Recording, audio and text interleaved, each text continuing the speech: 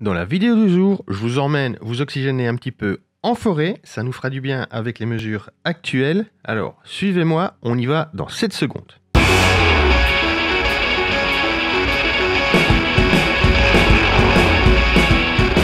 Salut les amis, j'espère que vous allez bien, que vous tenez le coup malgré la situation difficile que nous vivons. Je sais que c'est pas évident, mais essayez de tenir un maximum les mesures, c'est ce qui nous permettra d'en avoir fini avec elles le plus tôt possible. On va maintenant un peu parler photos, c'est quand même beaucoup plus réjouissant avec une photo que j'ai prise il y a quelques temps quand j'étais me balader en forêt. C'était fin de journée, soleil un peu descendant et je voulais tester mon Sigma 105 1.4 sur autre chose que des personnes. Je suis tombé sur cette petite feuille de fougère qui était rétroéclairée par un petit peu de soleil qui passait derrière, qui passait entre le feuillage qui était derrière elle. Pour les exifs, nous sommes à 200 ISO, 1/250e de seconde, donc à 1.4. Alors, premier step que nous allons faire, ce qui va nous changer, c'est qu'on va en fait juste faire des sélections pour pouvoir travailler par la suite. Donc ça veut dire qu'on va vraiment travailler, on va séparer l'image en deux et on va travailler sur les deux parties de façon indépendante. On va isoler donc la partie de notre fougère qui est ici, attendez, je vais reprendre mon outil de sélection. Cette partie-ci, qui est la partie qui est rétro-éclairée, et tout le reste qui doit être plus foncé. Et on va ainsi pouvoir faire, comme si vous le voulez, une espèce de séparation de fréquences, mais basée sur la luminosité. Donc, pour ça, on va prendre tout simplement un calque rempli. Je vais vous l'afficher. Voilà. On va aller dans l'outil de plage de luminosité. On veut garder l'autre lumière, donc je vais prendre tous les blancs. Et je vais reculer mon outil, mes petits curseurs des tons foncés jusqu'au moment où je garde vraiment que cette partie rétro-éclairée. L'idée, c'est qu'on essaie d'en garder le plus possible, ainsi que des bords de feuilles, pour essayer de faire ressortir notre fougère un maximum par rapport au fond. Donc, on va vraiment voir jusqu'où on peut aller. Alors, c'est un travail assez précis. Et on y va, on bouge un, on bouge l'autre, on voit ce que ça donne. Quelque chose comme ça, c'est pas excessivement mal. Alors ici, comme vous le voyez sur le haut de l'image, ici en dessous, là sur la gauche, il y a des parties qui sont quand même prises dans notre masque de luminosité, mais c'est pas grave, on va appliquer ce masque parce qu'on peut venir avec un effaceur supprimer toutes les parties de sélection que l'on ne veut pas dans cette image. Donc là, on va encore supprimer ce qui est ici le long de nos feuilles. Quelque chose comme ça, ça me paraît plutôt pas trop mal. Alors, si vous voyez mon curseur qui augmente et diminue tout seul sans que je fasse quoi que ce soit, c'est parce que j'ai programmé des raccourcis clavier pour augmenter ou diminuer la taille des outils, donc de l'effaceur, du tampon duplication, de l'outil de correction et du pinceau. Ça se fait dans le menu modifier, en dessous de modifier les raccourcis clavier. Une fois qu'on a fait cette première sélection, on va faire une deuxième. Alors, on va me dire, oui, mais on pourrait faire l'inverse, ouais, donc dupliquer celui-là, copier la sélection et inverser la sélection. Le problème, c'est qu'avec les plages de luminosité, c'est pas toujours évident. Et donc, je trouve que c'est plus facile de créer un nouveau calque rempli, tout pareil qu'avant. Vous voyez, je vous l'affiche. On va prendre la plage de luminosité et on va faire exactement l'inverse. Donc, on va garder tous les tons foncés et on va reculer nos curseurs de tons clairs pour arriver à garder ce que l'on veut. Alors, ici, la petite subtilité, c'est que on ne peut pas repeindre sur ce qu'on exclut. Donc, on va vraiment essayer de trouver un bon compromis entre ce qu'on veut garder et ce qu'on ne veut pas garder. Donc ici, on n'est pas trop mal. Voyez, on garde quand même un petit peu de feuilles. On sait qu'on a ça tout autour. Tant pis, on vivra avec et on essaiera de le rectifier par la suite plus loin dans le développement. Donc, je vais appliquer ceci. Et voici nos deux calques de base. Alors, premier calque sur lequel on va travailler, c'est notre fougère. Alors, je vais les renommer pour qu'on sache de quoi on parle. Je vais mettre fougère. Et le deuxième, je vais effacer voilà, ceci, et je vais mettre fond. Voilà, alors vous pouvez soit, comme j'ai fait, double-cliquer sur le nom ou faire clic droit et vous avez une option ici, renommer. Alors, on est sur la fougère. Pour la fougère, on veut la faire ressortir, elle est rétroéclairée. Donc, première chose qu'on va faire, c'est qu'on va augmenter nos hautes lumières, on va augmenter nos ombres, voyez, on va augmenter nos blancs et on va augmenter nos noirs.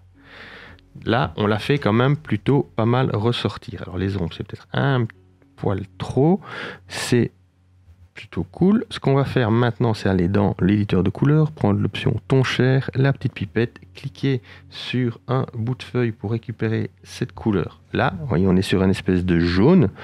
On va garder la douceur, on va pas la changer. On va uniformiser un peu la teinte, on va uniformiser la saturation. La luminosité, on va pas la toucher parce qu'on veut garder toutes les petites nuances de dégradé qu'il y a avec la transparence naturelle des feuilles.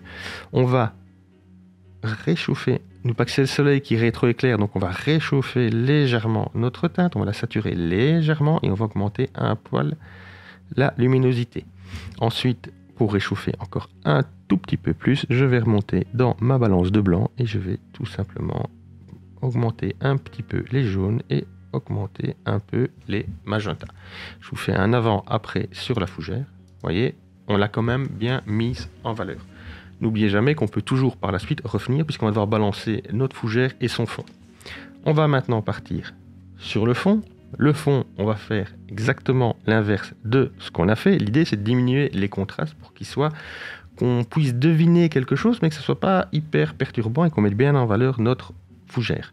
Donc, on va repartir sur notre onglet HDR. On va diminuer les hautes lumières, diminuer les blancs, diminuer les ombres. Donc déjà là, on est pas mal. Diminuer un petit peu nos noirs. On a un outil qui est le contraste. On peut pousser ou diminuer le contraste. Et on a un autre outil qui est la correction du voile. Correction de voile qu'on utilise généralement pour réduire le voile atmosphérique. Or ici, ce qu'on veut faire, c'est diminuer le contraste. Donc ce qu'on va faire, c'est qu'on va descendre dans le négatif cette correction de voile. Et on va tout de suite matcher, rectifier avec les noirs et les ombres pour arriver à la valeur que l'on veut. Maintenant que nous avons nos deux calques qui sont prêts, faits, qu'on a développés, on va retourner sur notre fond, ici, et on va voir pour harmoniser l'ensemble. Alors pour les faire matcher tous les deux, on va utiliser la balance de couleurs qui nous permet d'intervenir sur les ombres, les tons moyens et les hautes lumières. On va commencer par les ombres, donc là on est vraiment sur toute l'image.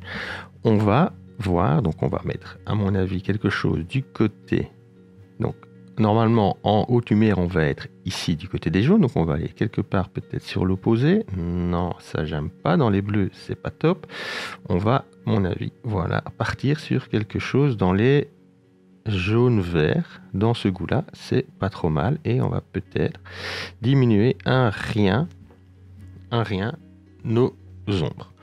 On va ensuite aller sur les hautes lumières. Les hautes lumières, bon, là, c'est assez facile, on voit où elles sont. C'est sur nos branches, toute la partie qui est éclairée, rétroéclairée par le soleil. Donc on va les augmenter un tout petit peu et on pourra réchauffer encore un poil. On va rajouter un petit peu de jaune-orange dans nos hautes lumières.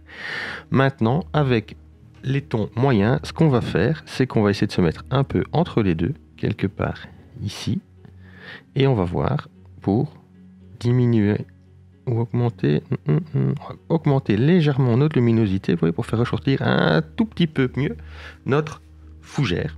Et donc là, on est sur quelque chose qui est pas trop mal au niveau de l'intégration.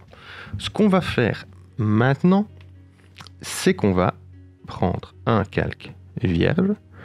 On va prendre un outil dégradé et on va faire une espèce de vignette où on va non seulement foncer un peu l'exposition, mais on va aussi encore diminuer le contraste. On va donc prendre notre dégradé, le tirer une base au niveau de la partie la plus lumineuse. On va le travailler correctement pour obtenir l'effet que l'on veut. Je vais le faire apparaître, voilà.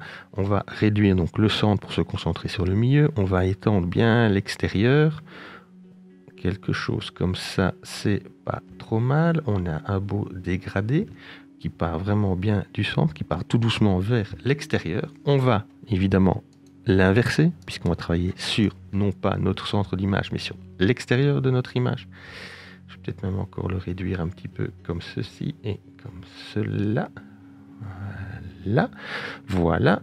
Je vais les retirer le masque, le visible, pour le mieux voir à l'œil ce qu'on va faire, et on va utiliser l'outil courbe. Alors pour ce faire, on va descendre notre point, le point des blancs, voilà, et alors maintenant le petit twist, c'est qu'on va prendre notre point des noirs et on va légèrement le remonter. Alors on va pas aller comme des bourrins parce que ça fait très moche et on arrive sur une vignette blanche et ça c'est horrible. Par contre, si on le monte de quelques, allez, une valeur on va dire en sortie de 10 petites dizaines, on a un effet où on crée encore une espèce de voile. Là, comme c'est un peu clair, on va prendre nos tons moyens et on va les foncer un tout petit peu. Alors, c'est peut-être un rien fort. On peut toujours venir ici diminuer l'opacité si on veut. Quelque chose comme ça. Ça me paraît pas trop mal. Ensuite, il nous reste encore deux petites choses à faire, c'est de faire déjà notre recadrage final. On va le prendre ici en 4/5. Alors pourquoi en 4/5? Alors c'est assez basique, mais c'est je crée souvent les photos quand je sais en 4/5 ou quand j'y pense à la prise de vue, je pense au résultat final en 4/5 parce que c'est le format d'Instagram et Instagram c'est là où à peu près la majorité des photos sont vues à l'heure actuelle.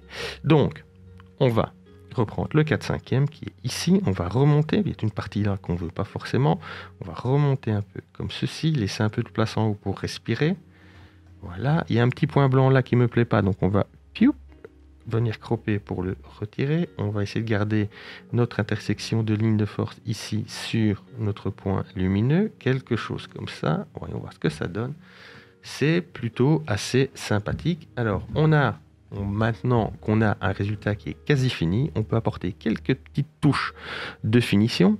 On va prendre un nouveau calque, notre outil de correction, et on va venir ici, je vois, et là, vous voyez, il y a un petit point blanc qui est assez perturbant, je vais juste venir l'effacer.